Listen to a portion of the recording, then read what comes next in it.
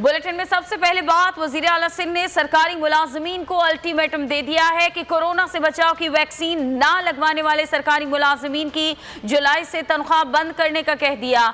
सूबाई task force इजलास में कोरोना सूरत हाल का जायजा लिया गया।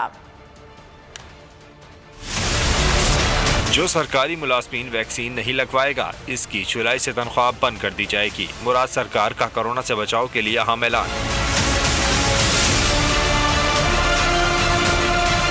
वज़ीर आला सिंध की महकमा खजाना को हिदायत जारी। सूबे में 300 PHU वैक्सीनेशन सेंटर कायम करने का फैसला। इन सेंटर्स में रोजाना 30,000 डोसेस लगाने का हदफ मुकर्रर कर दिया। मोबाइल वैक्सीनेशन टीम को रोजाना 60,000 डोज लगाने का हदफ दे दिया। 90 निजी अस्पतालों को मिला रोजाना 10,000 डोज लगाने का टारगेट।